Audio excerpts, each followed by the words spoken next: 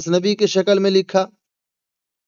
سودا کے بعد بھی مرثیے کے لیے دیگر ہیئتیں استعمال کی گئیں۔ محمد علی جوہر، سیماب اکبر آبادی اور حفیظ جالندھری نے مرثیے کے لیے غزل، قطعات، مخمس کی ہیئتیں اختیار کی۔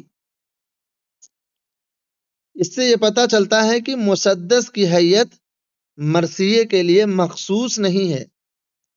سودا سے پہلے بھی مسدس کی حیت میں جو ہے مرثیہ لکھا گیا، اور سودا کے بعد بھی۔ آگے دیکھتے ہیں، آج بھی غزل کے فارم کو شخصی مرثیوں کے لیے استعمال کیا جاتا ہے۔ آج بھی غزل کے فارم کو شخصی مرثیوں کے لیے استعمال کیا جاتا ہے، آج کے زمانے میں بھی۔ انیس اور دبیر کے مرثیوں کے بے پناہ مقبولیت کے سبب انیس اور دبیر کے مرثیوں کی بے پناہ مقبولیت کے سبب مرثیوں کے ساتھ مسدس ہیئت مخصوص ہو گئی۔ یعنی انیس اور دبیر نے مسدس کی حیثیت میں مرثیے کو لکھا، جس کی مقبولیت بے پناہ ہوئی، اور اسی وجہ سے وہ مسدس کی حیثیت مخصوص ہو گئی۔ کس کے لیے؟ مرثیہ کے لیے۔ مرثیے کے موجودہ اجزاء ترکیبی میر ضمیر نے متعین کیے۔ مرثیہ کے موجودہ جو اجزاء ترکیبی ہے وہ میر ضمیر نے متعین کیے ہیں، جن کی پابندی کی جاتی ہے، اور کہا جاتا ہے کہ کبھی کبھی گریز بھی کیا جاتا ہے۔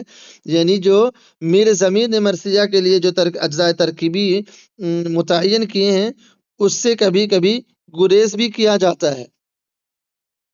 مرثیہ کے اجزاء ترکیبی میں چہرہ، سراپا، رخصت، آمد، رجز، رجم، شہادت اور بین ہے۔ یہ مرثیہ کے اجزاء ترکیبی ہیں۔ مرثیہ کی سب سے زیادہ مؤثر اور مقبول عام اسباب جذباتی اور مذہبی نوعیت کے ہوتے ہیں۔ مرثیہ کے سب سے زیادہ مؤثر اور مقبول عام اسباب جو سب سے زیادہ وجہ بنی، وہ جذباتی اور مذہبی نوعیت ہونے کی وجہ سے۔ بہت ہی قیمتی باتیں آپ کو انشاءاللہ اس ویڈیو میں ملیں گے۔ مرثیہ کو اعلیٰ اور عظیم شاعری کے صف میں لا کھڑا کرنے کا کام میر انیس اور دبیر نے کیا ہے۔ اس کی مثال عالمی ادب میں نہیں مل سکتی۔ ان مرثیہ نگاروں نے انسانی رشتوں، جذبات و احساسات کی افاقیت، جمالی اقدار اور شعر کے جملہ محاسن کو پیش نظر رکھا۔ میر انیس اور دبیر نے اردو میں مرثیہ دکن کے صوفیہ کرام کی سرپرستی میں پروان چڑھا۔